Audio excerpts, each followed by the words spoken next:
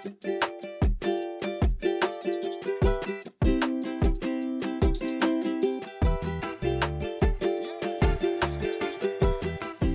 are happy to orient and welcome you to everyone to our 7th episode in the Enlivening a Culture of Health Webinar Series. Last year, we created a 6-part series with 18 community leaders across a range of topics important to our whole health. That's for us, our families, our communities. Our esteemed panel today is going to help us launch part 2 of the series' continuation. We're going to discuss today how Hawaii's amazing natural resources are something we all love about our island home. It's here that we know our natural environment unites us to work towards healthy, resilient, and equitable futures for everyone. After more than 50 years of protecting Hawaii's lands, water, air, and wildlife, the Sierra Club of Hawai harnesses the power of people to advocate for a future where public health is protected and where natural resources thrive. For those of you who I may not have had the opportunity to meet or work with yet, my name is Aloha Fox, and I'll be helping to lead this series and moderate today's session. AlohaCare is deeply committed to the great diversity and distinct cultural groups that intersect with the social determinants of health. These help us better tailor our approach and understanding towards our mission and vision through AlohaCare's values. At our organization, we believe that health quality is synonymous with health equity, and that now is the time for us to better understand the cultural and social determinants of health needs of our members and to implement a strategy to address those opportunities across the work that we do. This is outlined in our cultural competency plan for health equity and where this webinar series is situated as one of its programs. By learning from external experts like the 3 that are joining us today, we accelerate the opportunities to eliminate unfair and avoidable differences in health among population groups that are defined socially, economically, demographically, or geographically among our members. And that's why we have our social determinants of health transformation strategy. It's June now, school is out, Aina and visitors alike are going to the beach, are hiking, and are becoming better connected to the Aina, Hawaii's natural resources that feed us. It's Great Outdoors Month at the national parks, and so our 7th episode will be focused on why environmental health and wellness matter in Hawaii. Our conversation today is tied to one of AlohaCare's SDOH pillar links in our transformation plan, and that's the food and natural environment. This webinar is going to focus on the nature and the natural environment, improving our mental, physical, and social health in Hawaii by connecting people to the outdoors in environmental health practices. I am going to start us off by launching our first poll. You're going to see it pop up on your screen. Select the answer and hit submit. The results are going to be anonymous, and we will share them at the end of the session. Let's see. There we go. So every system in our body needs water. The first question poll that we have today is what % of our body is made up of water? And for our clinicians on today, we know that this varies, right? We know that we have the whole body system, and then different systems within the body and internal organs need different water. So it's a little bit of a trick question to get us all jazzed up this early in the morning. And while you take that poll, I am going to go ahead and introduce our esteemed guests who are highly regarded as respected leaders in the community. AlohaCare has been proud to work with the Sierra Club of Hawai and these 3 individuals through the Native Hawaiian Pacific Islander COVID-19 response team. I would love to introduce you to Dr. Katie Kamala. She's a member of the Sierra Club of Hawaii's executive committee. She graduated from the University of Hawaii's botany department with a vision of Hawaii's practices on Hawaii's landscapes. With diverse climate and soil types across the islands, Dr. Kamala brings together place and practice-based community needs with policy transformation. Her professional and public service goals are to support the understanding and management of forest-gathered resources for cultural and economic value to empower cultivators, managers, and consumers. gathering practices in her work is entwined with policy at all levels, especially related to Native Hawaiian access rights. Having served at multiple agencies, Dr. Kamelamela bridges the gap in communication between on-the-ground practitioners, governing bodies, and advocacy agencies preparing for the changing climate. Next, I would like to introduce Nate Yuen, who is the Outings Chair of the Sierra Club of Hawaii's Executive Committee and also works as a professional accountant for an engineer consulting firm. But on the weekends, he's an amateur naturalist, hiker, and photographer focused on the flora and fauna of Hawaii. His blog that you can visit, hawaiianrainforest.com, documents some of the rarest species on the planet. Through Nate's work, his involvement in conservation has become an advocate for creating critical habitats for native species, protecting water resources, and hosts of other environmental, political, and economic issues crucial to creating a sustainable future for our islands. And I'm happy and thrilled to welcome Wayne Tanaka. He's the chapter director at the Sierra Club of Hawaii. Wayne functions as the executive director and has committed his adult life to protecting Hawaii's diverse environment and the unique culture that grows along with it. Wayne is a policy expert, and I can't underscore that enough. Wayne has served on the board of the Conservation Council for Hawaii. He's a founding board member of PUA. He has authored and co-authored book chapters and essays on numerous topics in this field, including the Konohiki fishing rights, Papahana Mokuakea, nearshore fisheries management, indigenous food sovereignty, and the intersection of race and politics in Hawaii, among many topics. Wayne is a licensed attorney and engineer. He's a graduate of the University of Hawaii's Richardson School of Law, Harvey Mudd College, and Punahou School. And in his free time, he enjoys fishing and cooking what he catches. We're so thrilled to be able to welcome them all. I'm going to bring the slideshow down and also in the poll. And I'm going to turn it over to Dr. Kamelamela, who's going to help orient us to the social determinants of health and some of her work, research, and advocacy efforts. Thank you so much, Ke Aloha, for the introduction. Let me get into presentation mode. Thank you all for coming this morning. I'm just gonna have a brief section, so this is gonna go really quick, and Nate's gonna help share some beautiful pictures afterwards. It's kind of fun because Nate is really into species you can see in the forest and native, and I work more with plants that people touch a lot and you've probably seen in the marketplace or at your family gatherings possibly. But for those who may not be in Hawaii, because I heard there's a couple of you, these are our islands. This is what they look like. And most of you are on Oahu, but I just wanted to provide this view of Hawaii is very diverse. And so not just people, but the landscape. And the landscape really influences our culture. And so Western recognition of social determinants of health already are understood in this Hawaiian concept of Mauli. Before you had like a land scale map, this shows off all of our rain. And our rain in Hawaii really impacts who we are as people. I live in Hilo. Hilo is known for our rain, and it always rains here.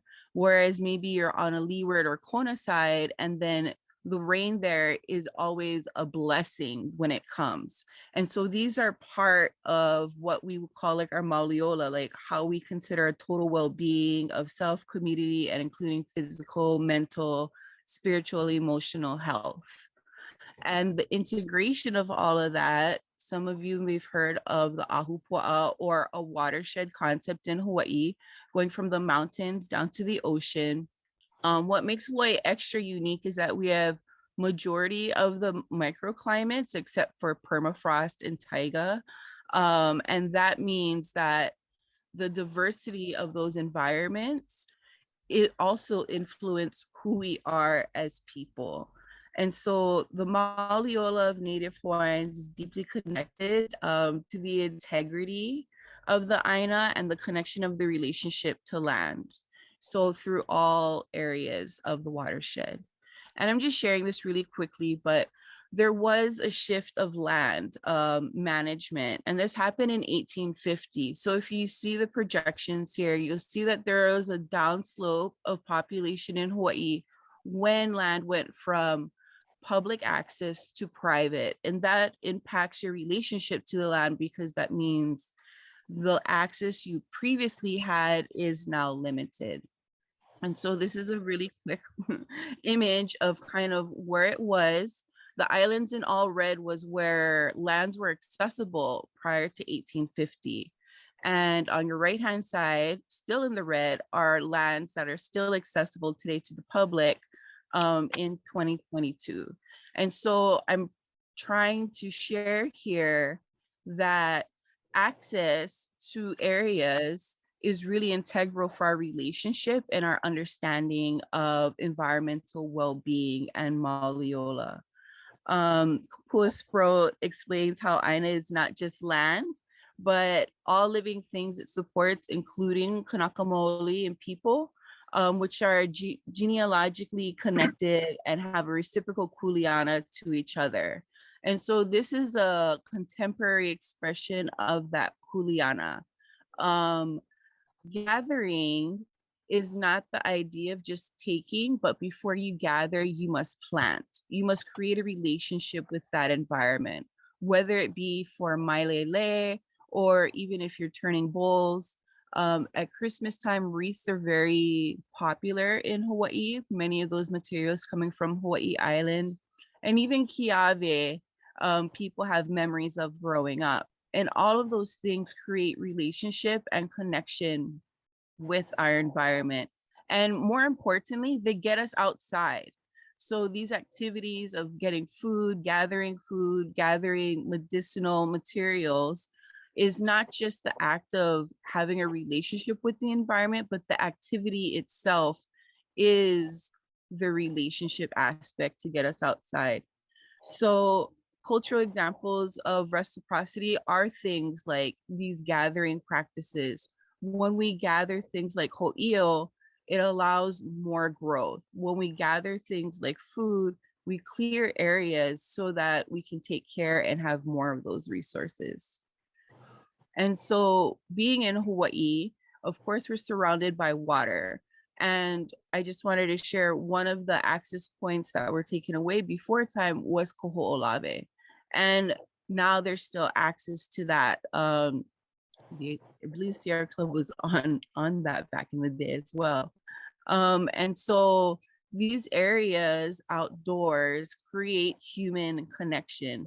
They create areas that we can look at Aina holistically with a broader perspective of how it does affect our daily life.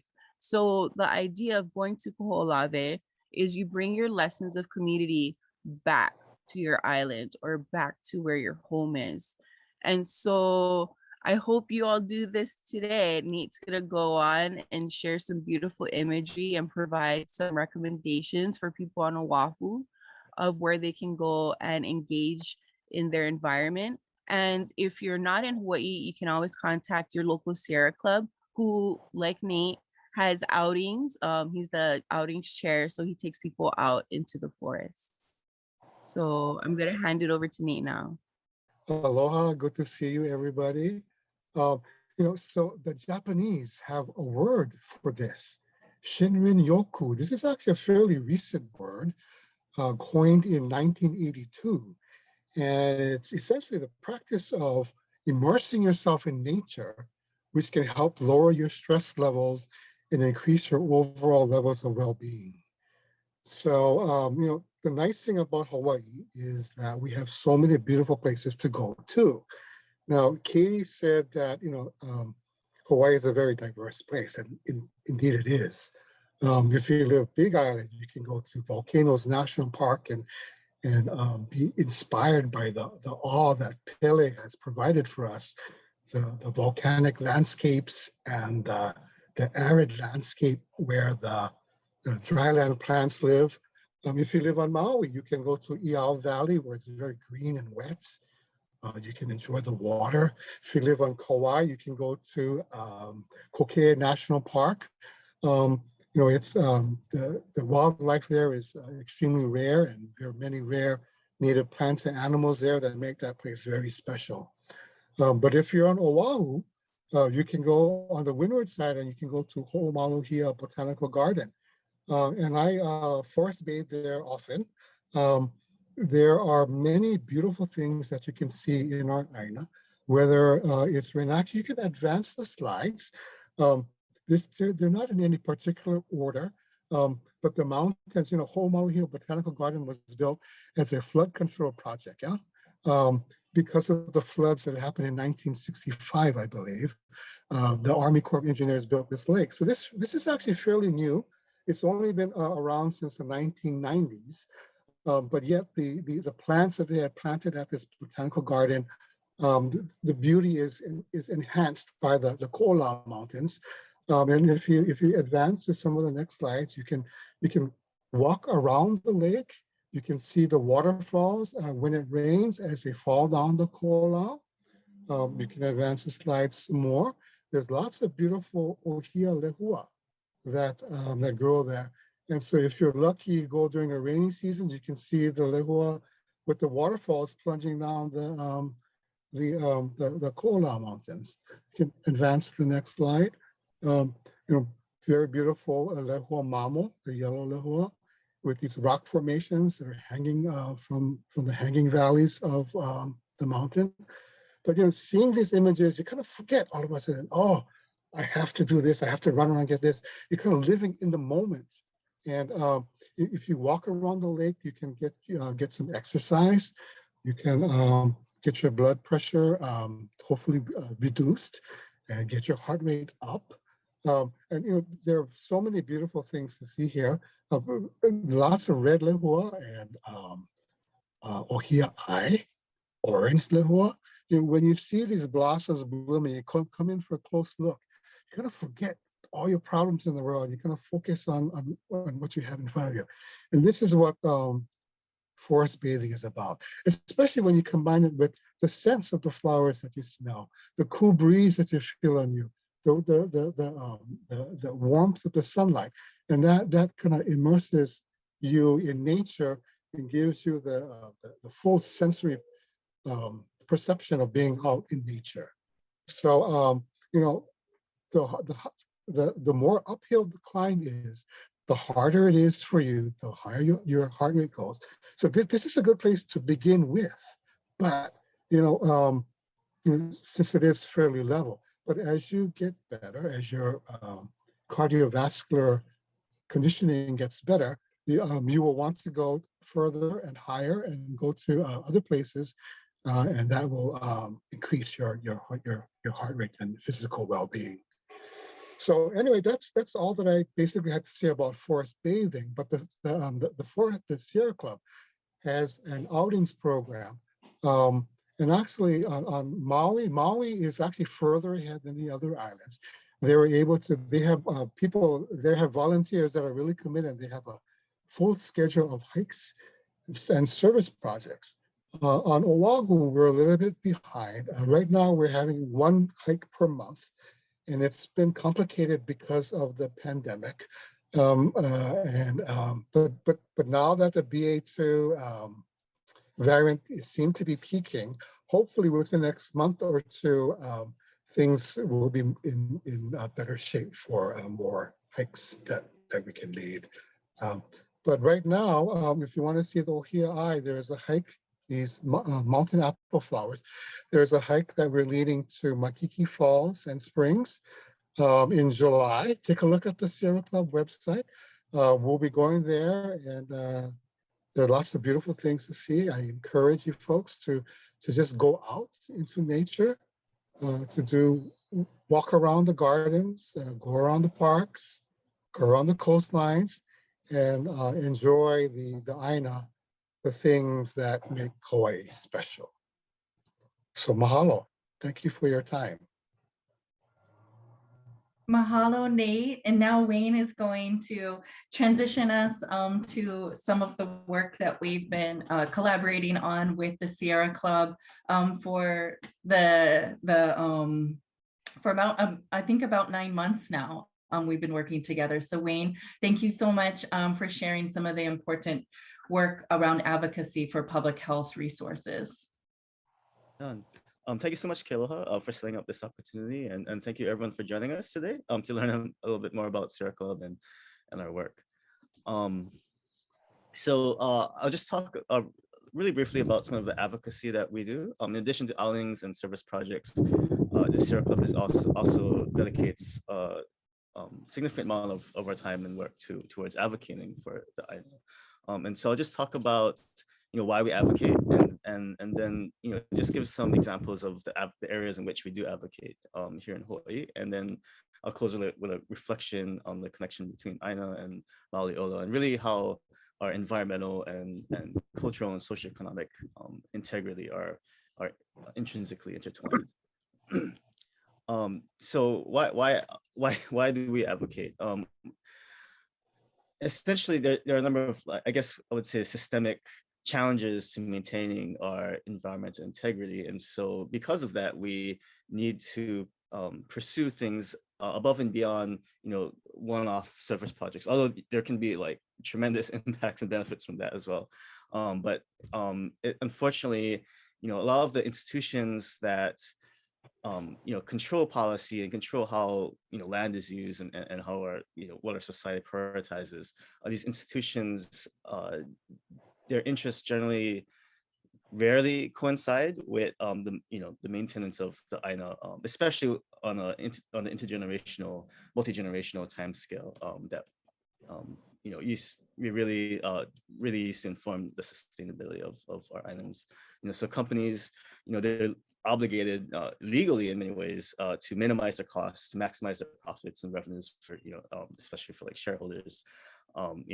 Military is obligated to maintain our country's readiness in terms of defensive and offensive capacities. Politicians, elected officials, they're existentially obligated to win elections, which means getting the running on the platforms and getting the funding needed to do so.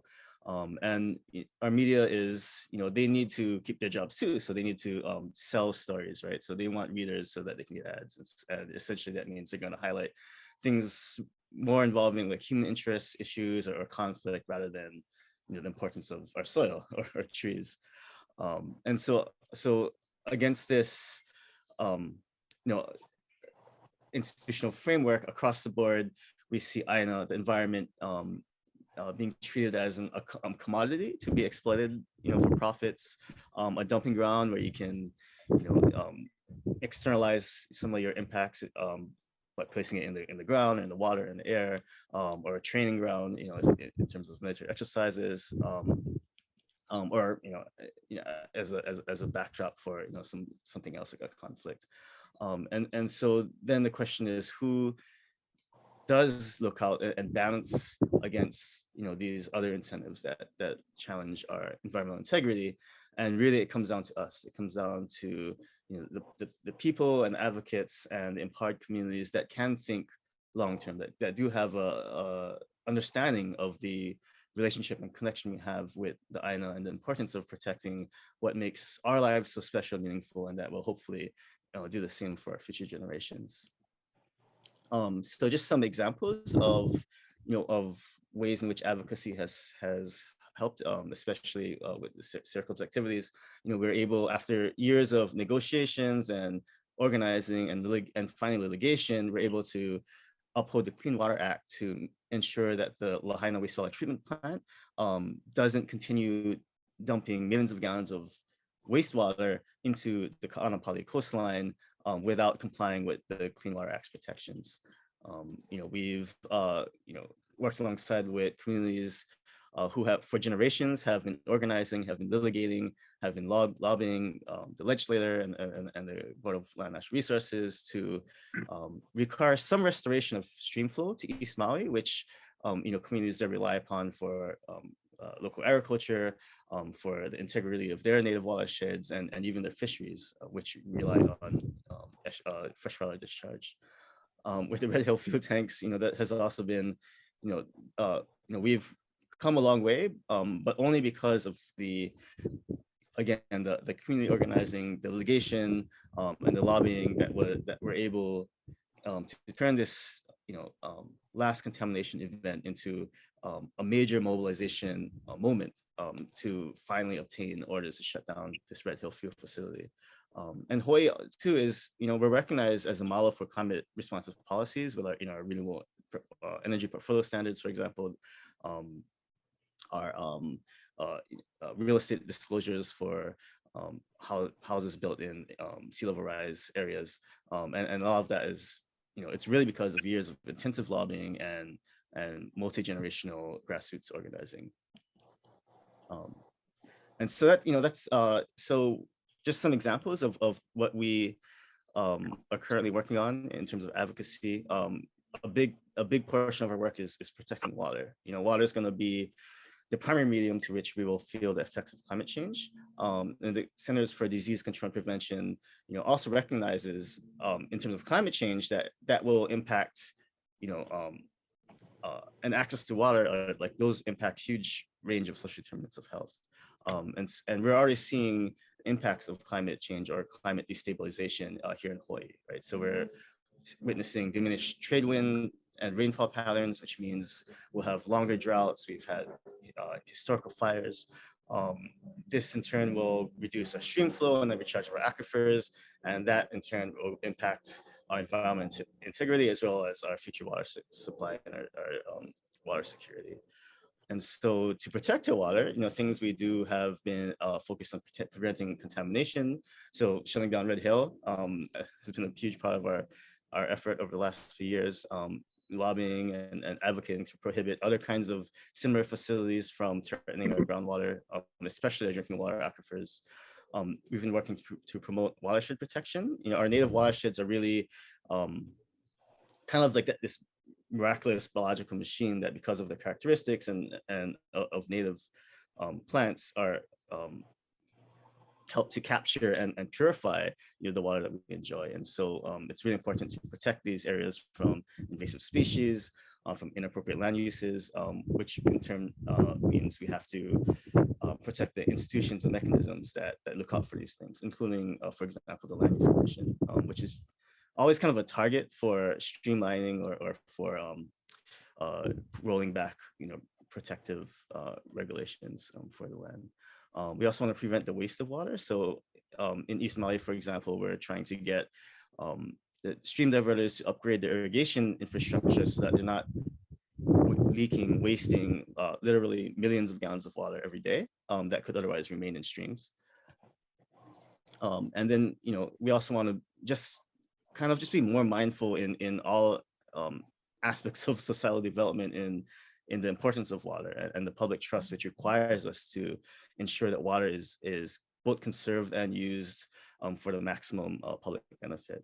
And so that means even in other areas where you don't think about water normally, like renewable energy development, there's actually huge water footprints or water implications depending on what kinds of renewable energy sources that you want to pursue. And then beyond that, protecting water, we also want to build resilience, right? We want to make sure that we're able to weather, the impacts of climate change and climate destabilization. A big factor in our resilience is our coral reefs and coastal areas. And so to protect those, things, we want to reduce pollutant discharge into our nearshore areas. We want to, again, prohibit things like storing hazardous waste materials underground in areas where we know are going to be inundated by flooding or by sea level rise.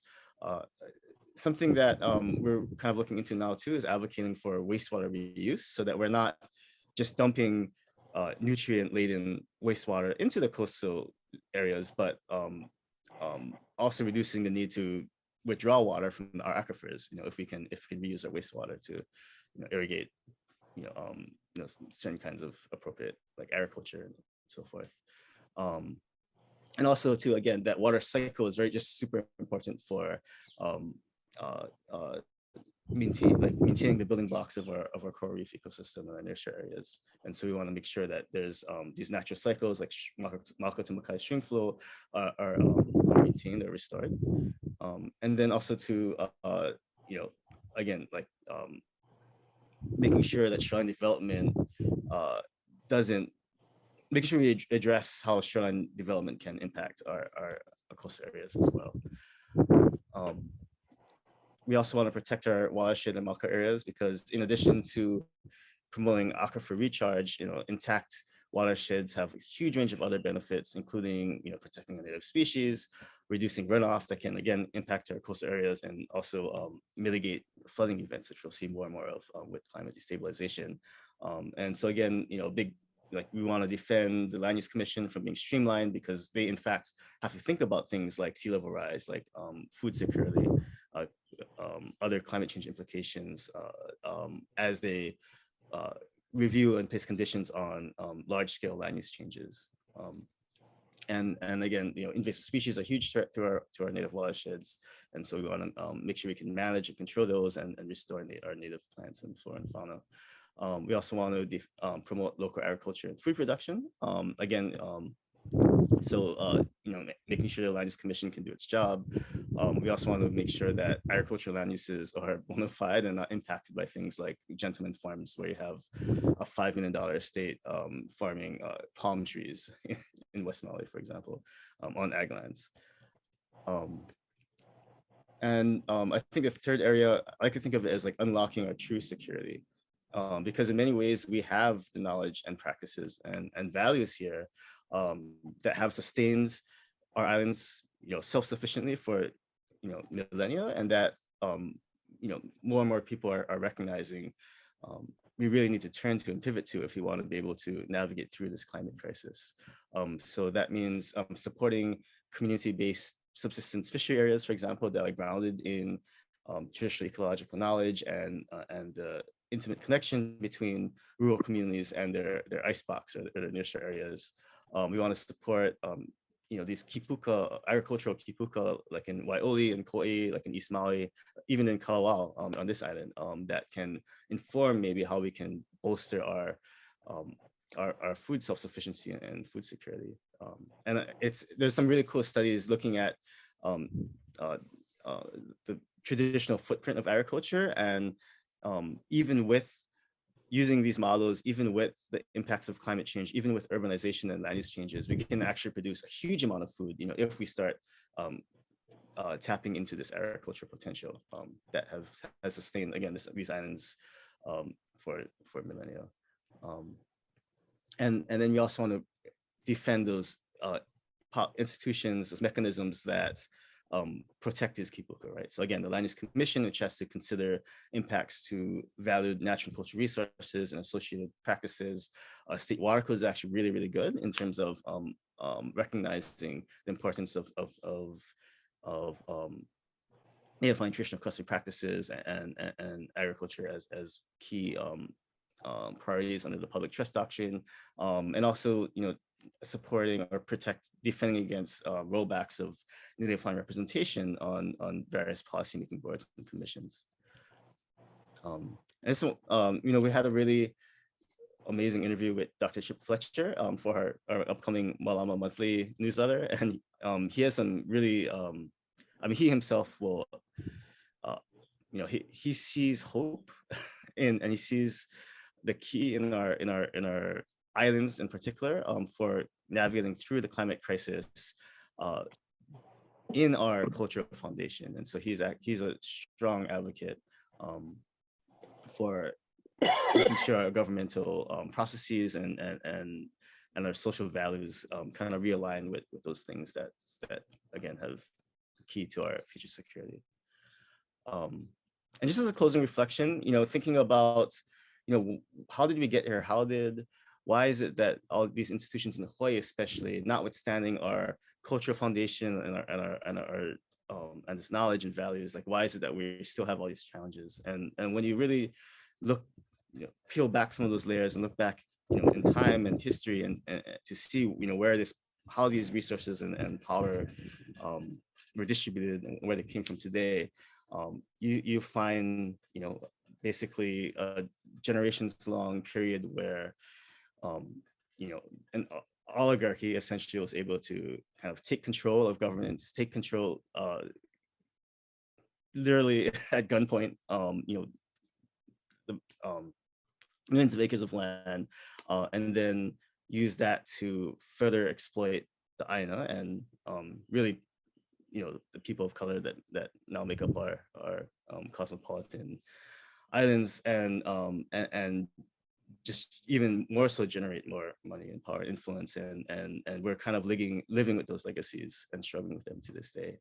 So, for example, stream diversions, not just in East Maui but throughout the islands, in a lot of cases they undermine, erode the foundation of watersheds and estuaries, and in doing so also disrupt and displace communities that rely on stream flow for kalo cultivation, for the fisheries that they rely on. And so these communities, with their cultural knowledge and values, have been displaced. And what happened to those communities? What happened to those families? Where did the children go? And now what do they eat? What do we eat now as a result? And who's taking care of these fisheries and these maka areas that we, now that the communities that used to do that are gone?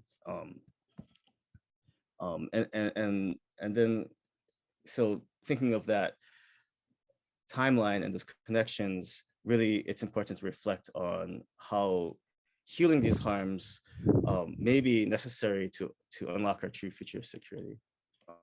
And really, it's because, as this illustrates, our environmental, our cultural, our moral integrity are all inextricably intertwined, especially here in Hawaii. And so, going forward, I really, I think, and the Sierra Club's really kind of trying to embody this, but we need to pursue solutions that acknowledge this interconnectedness of things, of people, of Aina, and of our history, and the need for healing. So that's it. That's my reflection on some of the advocacy work that we do. Stop sharing. Wayne, thank you so much. We talk about social determinants of health so much in healthcare that sometimes we're so focused on something like emergency food systems and organizations, when it's actually, what you're helping us paint the picture of is there are these macro and meso systems that are really the structural determinants of health that make up each one of those indicators. So the health of the watersheds, the health of the streams, the health of our oceans and nearshore marine resources is actually the big hug that food system gets each and every day continuously for generation after generation. So we can't just address one thing like the emergency food system without going, like we talk about in social determinants of health, without actually going all the way upstream to look at the system itself, from Mauka to Makai, and from Makai to Mauka, from us as the people back to the Aina, right? And I think you illustrated that really well for us to be able to understand that we have a role and responsibility even in the health system and as healthcare leaders to be able to communicate about this being a priority, and for us to be able to prioritize solutions that public health and human health are deeply entrenched with the environmental health for future generations, for us and our families to continue, I think, to thrive in these islands for generations to come. So I just want to thank you for how much this is an environmental law clinic that I feel like we're getting in a really reduced amount of time. And I just really want to thank you for sharing all of your knowledge and wisdom to be able to situate it for us within the ways that we think about land and natural resources being a deep part of our culture here as residents and caretakers and stewards of these resources in Hawaii. I'm going to have us transition to our discussion, but before then, I want to launch our poll, our second poll. Let's see, here we go. And this is part of AlohaCare did sign on with the Sierra Club for the Red Hill Pledge. And so we obviously have been paying very close attention to the role in which the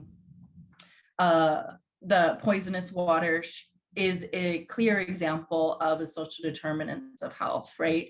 And so the question is, how many gallons of water per day has the US Navy been over pumping from the Waiava shaft? And I think what is really important to share about the work that you folks do at the Sierra Club and with all of us as your collaborators from the congressional delegation to community health centers like Waimanalo Health Center that has water literally in their name, in their founding mission, is the way that we come together as a community. When we talk about kako and we talk about laulima in Hawaii, we actually activate those things in our behaviors and in our actions. And so I just wanted to read this quote while folks are taking the survey from Ernie Lau. He's the chief engineer at the Honolulu Board of Water Supply. And he says this about organizations like the Sierra Club, the Oahu Water Protectors, and Ka'ohewai.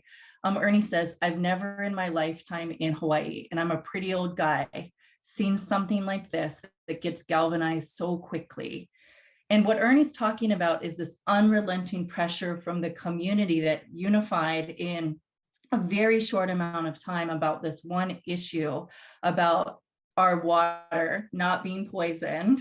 And we just, I think as a community, it's our opportunity today to be able to thank you. When I'll share the answer to this poll question right now is that it's 1 million gallons per day.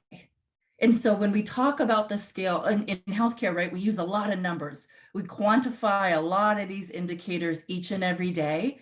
These are astronomical facts and figures that folks aren't necessarily aware of in our healthcare industry and what our role can be as healthcare providers to know that this is a scale to which it takes all of us to act and for all of us to really come together. And I think that helps us transition to the first question and just asking you folks, like, what do you feel like are a few things that we can do in healthcare to help heal communities and the environment that's in the best interest of our patients and the communities that we mutually serve? And it's open for Wayne and Katie and Nate to be able to share. I have a few comments.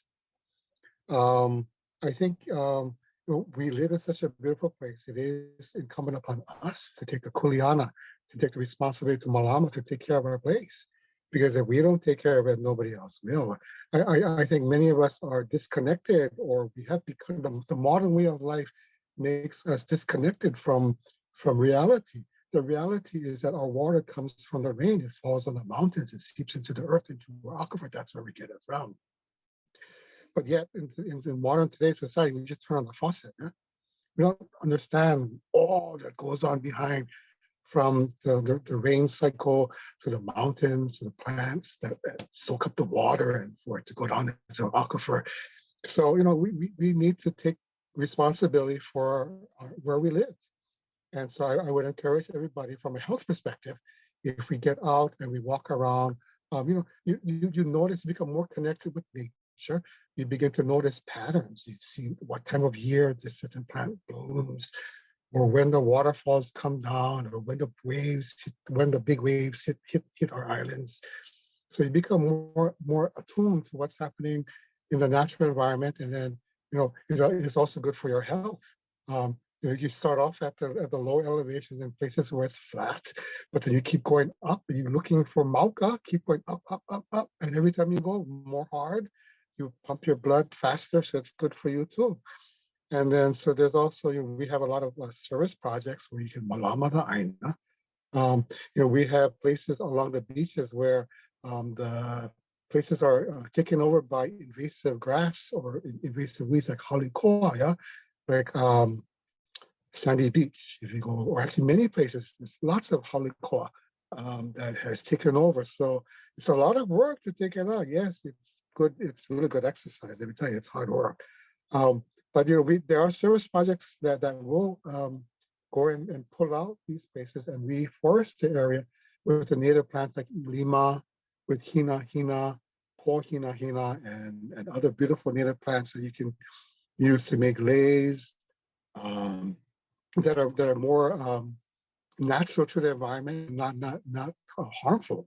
So there are many things that we can do. I think we just need to get involved. That's what it comes down to.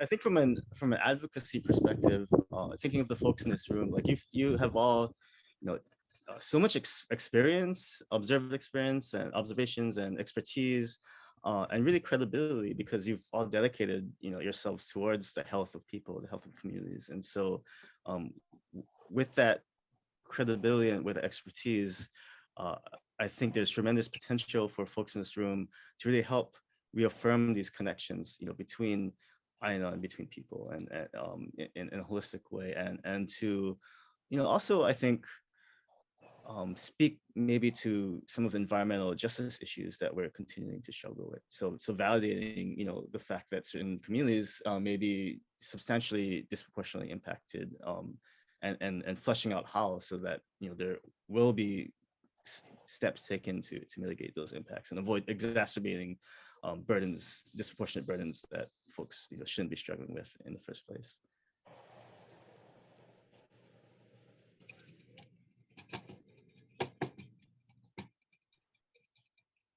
I say just get out there.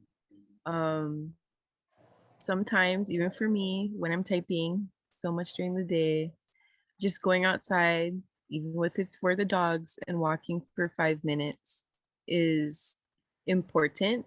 And you might hear them bark because they heard their names.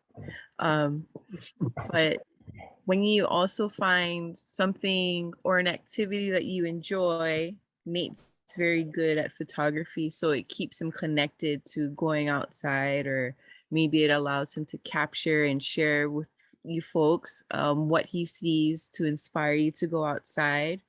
Finding an activity that brings you peace, whatever that is. It could be walking, it could be photography, it could be cleaning up, it could be weaving, it could be whatever you want it to be. But just make sure that it makes you happy. And that's where the health and the wealth of health really comes in. And I think that's why all three of us are here, is because what we do makes us happy. Going outside, being an advocate, working with communities. Beautiful. Thank you so much. And let's kind of like reflect upon where we're at right now in the pandemic. And Hawaii was closed to visitors for a really extended period of time. Where there benefits that we were able to observe and folks were able to study in the environment that help kind of serve as lessons learned for us to take as we transition into the recovery period of the pandemic, and ways that we can protect our natural resources that we depend on in Hawaii better.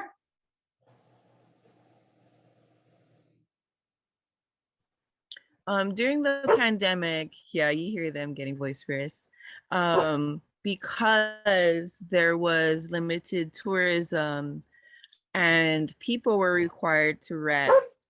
The land also was able to rest. Come here, come on. Gotta take care of family, right? And so an example of the land being able to rest is fishery resources coming back. Not as many people were going in the ocean, and so fishery resources came back. Another report I heard was that a lot of okay, you guys aren't all gonna go out and do this, so I'm gonna share with you. But the Mauli in the forest, a picker told me that it was like going to the grocery store, and they could pick the finest Mauli available because there wasn't any graduations like we have now, right? Like graduation season is back in. So they could actually go to the forest like we would go to the store, and they were able to choose, because there wasn't as much use. So just as we require rest, so does the environment in seasons. So I think that was a good lesson. And it also allowed for even local people to see resources in ways they've never seen before, because, or experience in ways we haven't since maybe we were kids, because tourism has increased so exponentially. And it was nice. It was nice.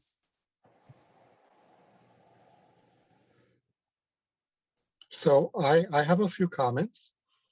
On the north shore of Oahu, at Laniakea Beach, there are a lot of turtles come out and haul out and rest on the beach. And so that spot, choke tourists, tons, tourist bus come by the busload. People come and they start taking pictures and they want to pet the turtle and they want to take pictures with the turtle. So yeah, that's been a huge problem in that area. And when tourism was shut down in the beginning part of the pandemic, all that came to a rest. So the turtles, the honu, got a rest for a little while. But it's all back again. DLNR is now aware that this is a problem. And there are efforts being made right now to get tourists to pledge, to undergo a pledge, to say a pledge when they come to Hawaii, acknowledging that the resources here are stressed and that there are endangered animals that they need to be mindful of. So I'm, to be honest, I'm not quite optimistic that that's really going to have an effect, but at least an effort is being made.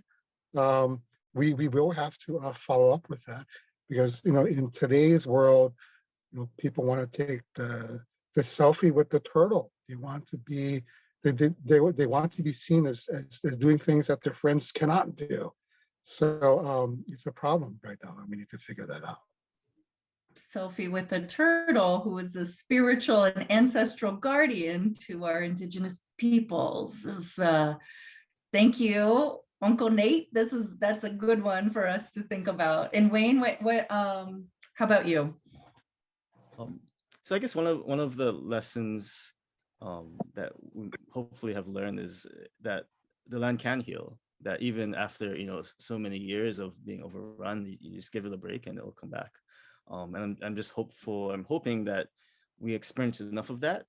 We've witnessed enough of that to where people will understand that we do need to do a better job of managing our resources, managing the places that have supported life, us, supports us, it supported our parents and generations past, and will hopefully be enrich the lives of our children and generations going forward. Beautiful. I think that's an opportunity for us to kind of share around in our closing thoughts of everyone is able to answer this question. Feel free to use the chat, and Wayne and Katie and Nate. What's ways that you stay connected to the Aina, and how does that affect your health and well-being? I'll share one for mine real quick that I do that Katie had mentioned. I love to learn the practice of lei making and lei ku'i, and that's something that I've really dedicated myself to learning as I get older. And it's so beautiful to be able to go right into my front yard and my backyard and have native trees and native plants here that make up a lei that's not a orchid lei. It's a lei ko, and it's a lei ilima, right? And these are not easy to make, and they've been passed down from generation to generation. And it's I feel like it's a cultural anchor of our healing, that those trees were here with our ancestors too, and they continue to nourish us and provide for us today. And that's, I think, so much of why many of us go into these fields, whether it's environmental health or public health or healthcare. I think it's about that legacy of health and healing. So I just wanted to share that. But Wayne and Katie and Nate, what do you do? What grounds you? What heals you?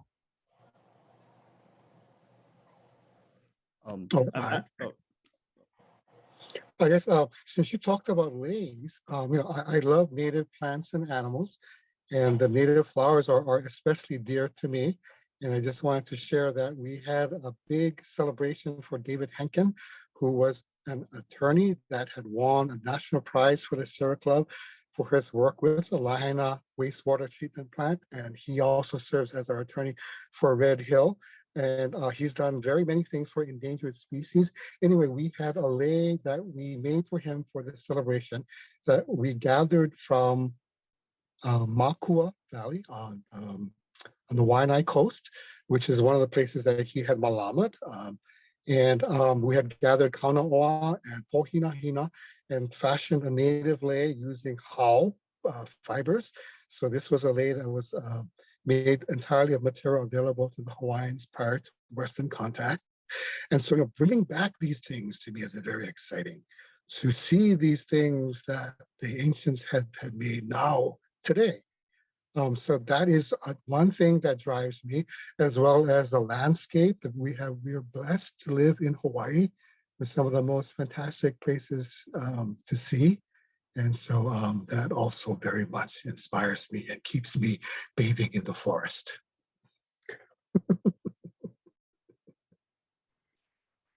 The forest is my backyard. We kind of live in a forest. So actually, I just lie on the grass sometimes. Sometimes things just get so overwhelming, and there isn't usually a break in rain. So when there is a break in rain over here and it's sunny and the grass is dry, I'll just go lie on the grass for like 5-10 minutes. I know it's not going to the forest, but I live next to the forest, and it's the idea of not just connecting to the environment, but just like, how am I doing? What's going on internally? And just for me to be like, it's okay, we're fine, like the ground is holding us up, it's not gonna let us go. um Another version of forest bathing is called grounding, which is lying on grass or connecting your body with nature, and feeling that support from the environment around you. And it's really simple. And something that I'm trying to make more regular is cut flowers and bring them into my house. We have anthuriums on the property. We don't grow them for sale, they're just growing. But bringing the outside indoors is something I want to practice more regularly. So really, really accessible. I've really been enjoying going on some service projects that our volunteers are working on. So one of our volunteers partners with 808 cleanups to Pu Kohale from Vavamalu, and just getting out there and kind of helping to restore that really special place, that special ecosystem, has been a great way to blow off steam and recenter myself. And it's really cool because you start noticing like the native things that are coming back, like aki aki or nohu, like these like things you never even thought about being there, and then all of a sudden like your eyes open and you do see like these little like instances of hope, really. Absolutely. And I think that's a great reminder for us as we wrap up today that a healthier and more equitable Hawaii is absolutely possible. And each one of these are ways that we can not only talk about healthier connections to the Aina with our members and our patients, but it's something that we can actually do for self-care in an era of the Great Recession and where there's a lot of burnout, especially in the healthcare industry. So when we talk about forest bathing and mindful practices and meditation and the ability to go on a walk and rejuvenate with all of this great dopamine that surges around, it's healing for us too to continue to do this work. We want to wrap today by mahaloing Dr. Katie Kamehameha, Nate Yuen, and Wayne Tanaka at the Sierra Club of Hawaii for their time, expertise, and generous sharing. I want to thank AlohaCare's leadership team for supporting this ongoing initiative and the plans that we have in place to accelerate health equity within our organization and in the communities that we serve. We want to mahalo all of you for starting your day with us to enliven a culture of health in Hawaii. If you have any questions, or ideas of how we can further develop our work, feel free to email me and connect with AlohaCare across all of our channels. Our past episodes of this series are available online on our YouTube page. We just want to thank the experts and leaders that continue to come and share so generously and abundantly with us, and consider us a part of their key partners and collaborators in this more healthy and more equitable future that we all envision together. Please continue to stay safe, everyone. Have a great rest of your day, and please have a beautiful summer as you continue to get outdoors and connect with our land and natural environment that continues to feed us. Mahalo nui oko and aloha.